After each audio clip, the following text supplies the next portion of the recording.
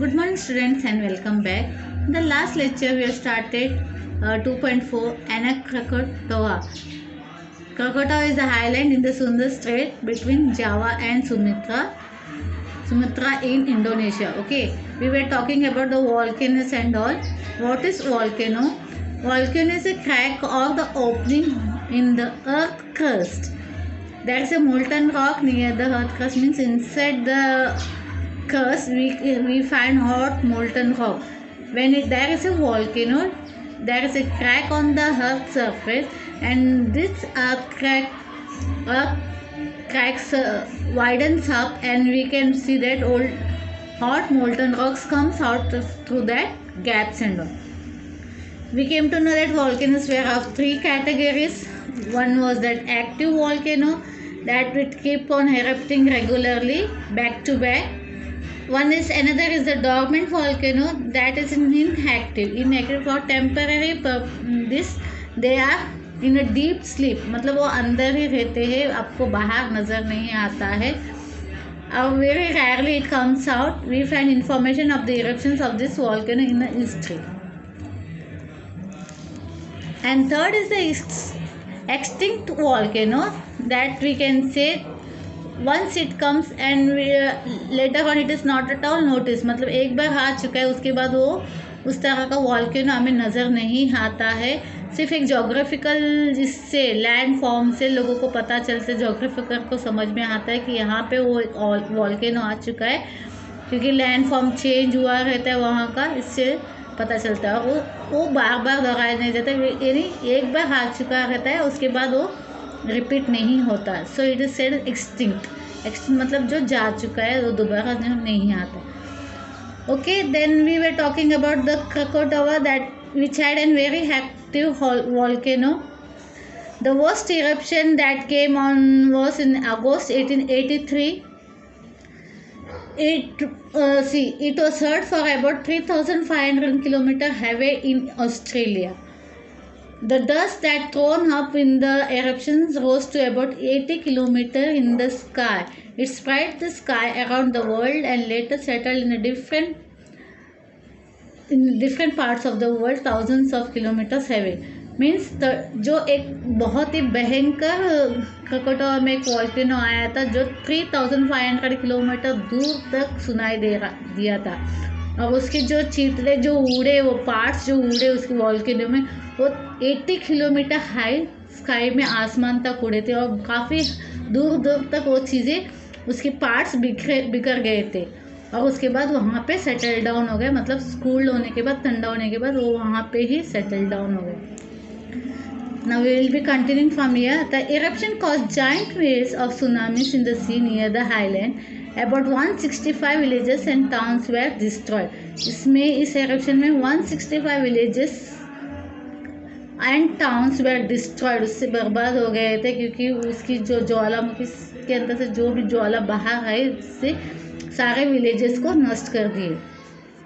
The eruption destroyed 2/3 of the island of the Krakatoa. 2/3 हिस्सा Krakatoa का इसकी वजह से नुकसान हो गए या बर्बाद हो गए, destroyed.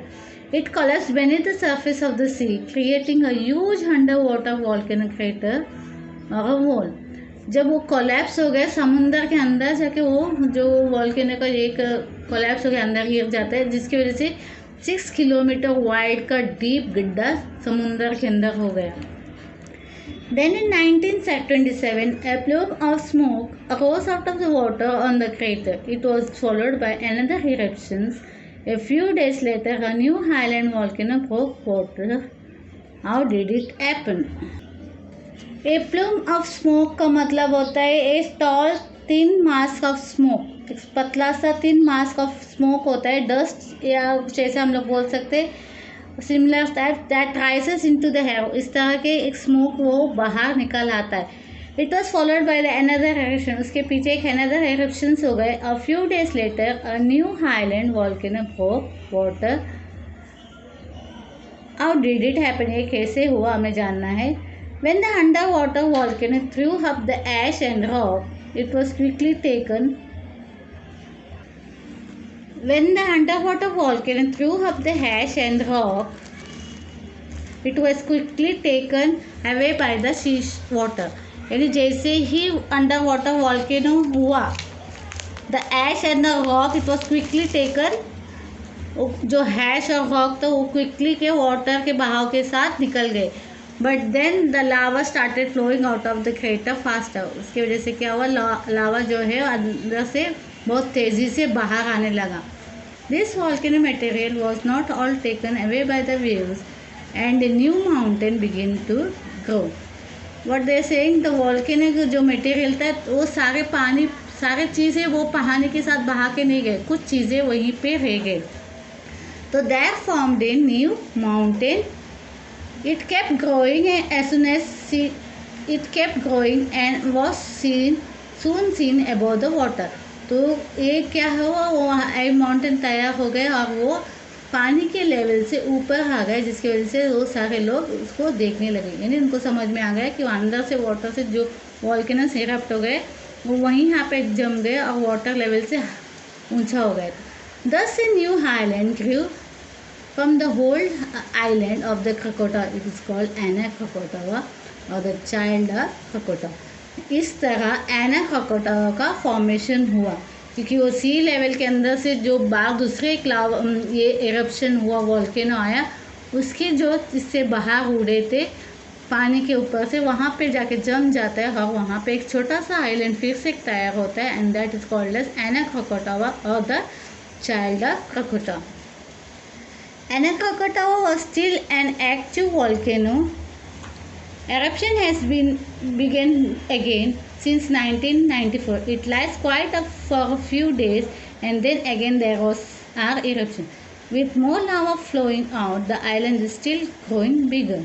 Since 1950, the island has grown at an average rate of 5 inches per week. See what they are saying. Anak Krakatoa is still an active volcano. That is, you know it very well. Starting from the beginning, it has been explained that Krakatoa, that is a very active volcano. So regularly there have some eruptions over there. The eruptions are begun again since 1994. Again in 1994, the eruption came. It lies quiet for a few days and then again there was eruption. फिर थोड़ी देर के लिए शांत रहता है, फिर again then eruptions occurs. With more lava flowing out, the island is still growing bigger. धीरे धीरे करके वो जो हाईलैंड है बढ़ते ही जा रहा है, बिकॉज रेगुलरली वहाँ पे वॉल्केनोस होते रहते हैं। Since 1950, the island has grown at an average rate of 5 inches per week. यानी उतना रेगुलर वहाँ पे वॉल्केनोस होते हैं कि at the rate of 5 inches, हर बार 5 इंच की बढ़ोतरी उसमें होता है उस लैंड में पर week. Apart from the whole island known as the Krakatoa, it is still visible in the sea a little away from the new arrival Anak Krakatoa। यानी दूसरा जो होल आइलैंड था Krakatoa करके is also that is also visible in the sea away from the new arrival. यानी Anak Krakatoa के बाजू से आपको वो Krakatoa जो ओल्ड आइलैंड है वो भी नजर आता है।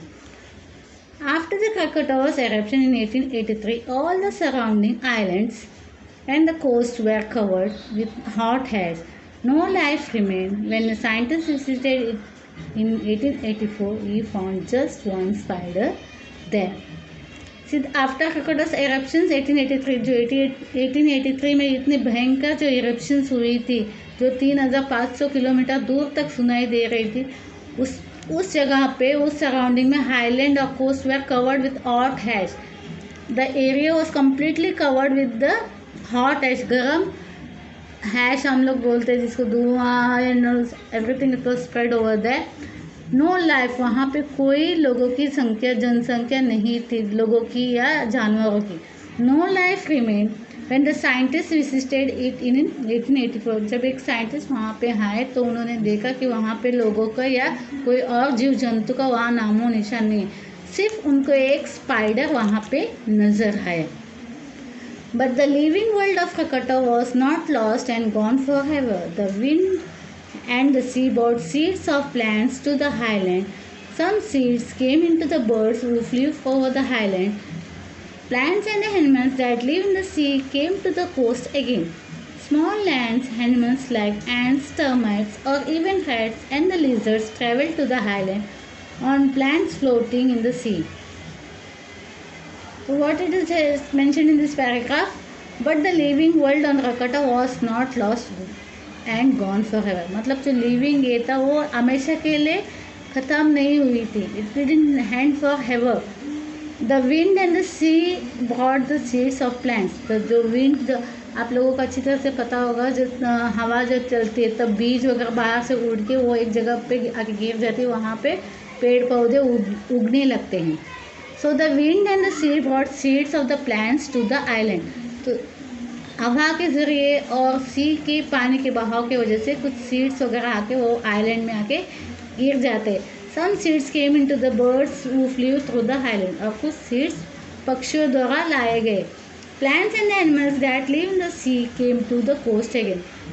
After that, the plants and animals who used to live over the coast, वहाँ पे शीशोर के बाजू में जो रहता था वो धीरे धीरे क्या करने लगे, फिर से वो आइलैंड में आने लगे. Small lands animals like ants, termites, or even rats and lizards traveled to the island on the plants floating in the sea. मतलब धीरे धीरे वहाँ पे कीड़े मकोड़े, even the animals were returning back to that island again. One edge of the island was soon teeming with plants and animals. एक जगह का आइलैंड क्या, उसमें उसके बाद में उसमें plants and animals नज़र आने लगे. It was like a laboratory where the scientists can see how living things slowly develop in an area. Today's scientists can observe this all in the part of the Anak Krakatoa which does not get covered with volcano ash. यानी धीरे धीरे वहाँ पे animals, plants, birds सब आने लगे, उगने लगे, जिसके बाद almost we can say that कि वहाँ का लाइफ नॉर्मल होते जा रहा था. The western coast of the Java was greatly affected by the Krakatoa eruption. Very few human beings were left, but the wild animals and the plants in that area grew in a number again. वहाँ पे लोगों की जनसंख्या काफ़ी कम थी.